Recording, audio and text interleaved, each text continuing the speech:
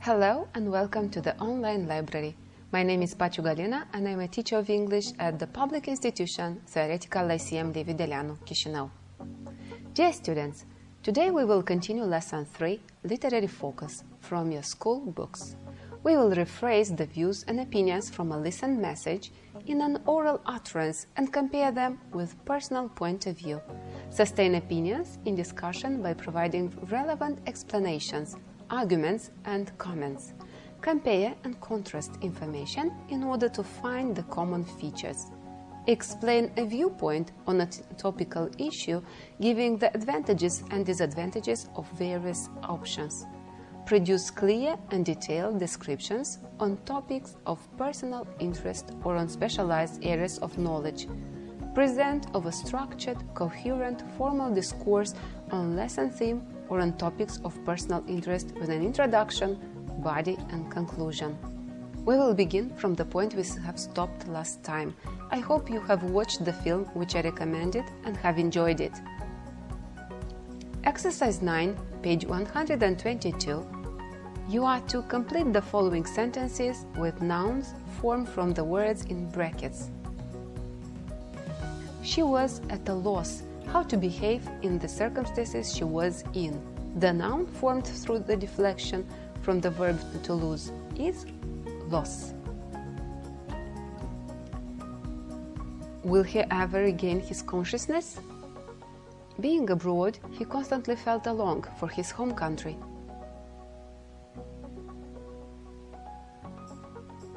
The occurrence of floods made them postpone their journey.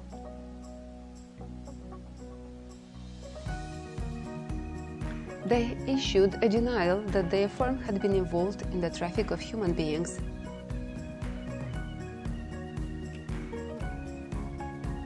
Simplicity will be the word that characterizes her best of all.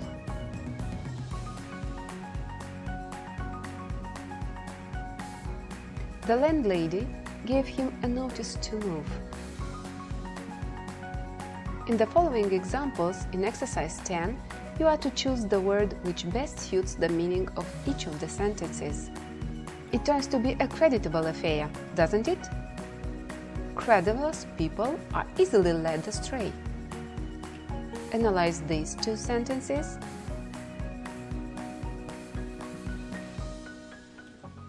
They were denied admittance to the concert. She applied for admission to the university. Be attentive at the difference in meaning of the words observance and observation. The observation of a patient's condition is essential for a doctor. Is the observance of religious holidays of great importance in this country? Expression or expressiveness? A sight is an expression of sadness or sorrow. There was little expressiveness in her speech. In the fifth group of sentences, you are to fill in the gaps with event, occurrence, and incident. No one could explain the incident of this scandalous matter on the late news. In the event that they come, tell them to wait for me. Her absence from school was an unpleasant occurrence for her parents. Look attentively at this table. Here you should complete each phrase from list 1 with one word from list 2. Each phrase should have the same meaning as the word in list 3, which is more common in written English.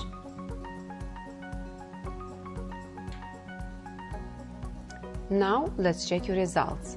Every now and then means occasionally. Not long ago is recently. All of a sudden is equivalent to unexpectedly. As might be expected is the same as naturally. In the long run is finally. By the way means incidentally. Straight away is immediately. Once in a blue moon is synonymous with rarely. On page 123 in your school books, you have a literary focus. And today we are going to study the autobiography. An autobiography is an account of a person's life written by that person and usually told from the first person point of view. Imagery.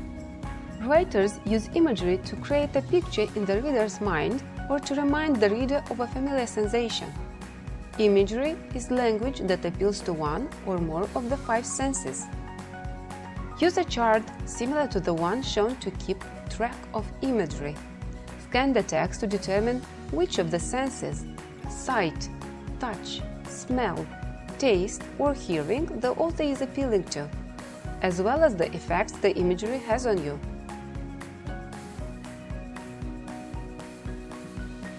Now, work individually and supply answers to the following questions. What do you think the theme of the selection you've read is? Is it stated directly or is it implied in the text? Does the title of the text provide clues to its main theme? What message does the author want to convey about the people who are blessed with the gift of sight? Work in pairs. Study 2 paragraphs from the text carefully. State the main idea of each of them. Pick out words that in some way appeal to one or the other senses. Name things that can be touched, heard, smelled, seen, or tasted. Work in groups of 4, as you have managed to see that we use the technique think, pair, share, which is a collaborative learning strategy. Share your findings with the other group and synthesize them. Include which of the paragraphs you have read has a more appealing imagery. Tell why. Go back through the paragraphs you have worked at and look for details that might have been omitted.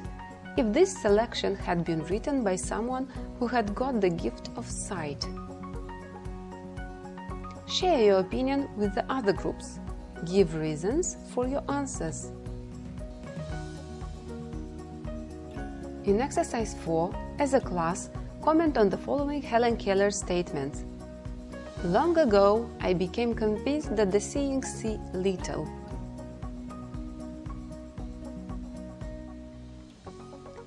It is human perhaps to appreciate little of that which we have and to long for that which we have not. The eyes of seeing persons soon become accustomed to the routine of their surroundings, and they actually see only the startling and spectacular.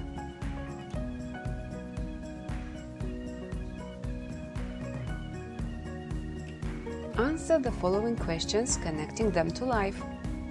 What do you think are the manifold blessings that lie in sight?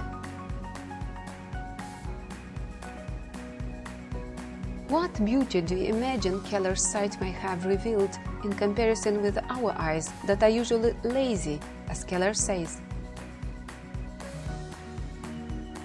Why do you think those living in the world of light take little advantage of their sight, and how do you think we should use our sight in order to make it add fullness to life?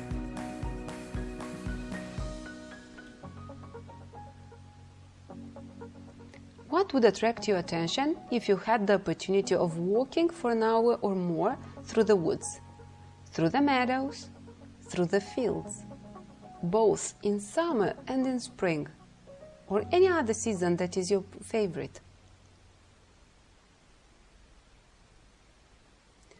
Think of an admonition to those who are blessed with all the senses and advise them what to do in order to make the most of every of their senses. Make use of the pattern below. Use your as if tomorrow you. would get. Compare it with that of the author found in the supplement, page 159. Listen to the Helen Keller's hints to those who see. Compare them with what you have advised those blessed with all the senses. I, who am blind, can give one hint to those who see. Use your eyes as if tomorrow you would be stricken blind. And the same method can be applied to the other senses. Hear the music of voices, the song of a bird, the mighty strains of an orchestra, as if you would be stricken deaf tomorrow. Touch your object as if tomorrow your tactile sense would fail. Smell the perfume of flowers. Taste with relish each morsel, as if tomorrow you could never smell and taste again. Make the most of every sense. Glory in the beauty which the world in all the facets of pleasure reveals to you through the several means of contact which nature provides. But of all the senses, I am sure that sight is the most delightful. Why do you think Keller considers sight to be the most delightful of all the senses? Use specific reasons and examples to support your point of view. In about 200 words, write a piece of prose on the topic suggested by Helen Keller in the last paragraph. Try your best to answer the last two questions as well. Begin with, if I were given the use of my eyes for just 3 days, I would.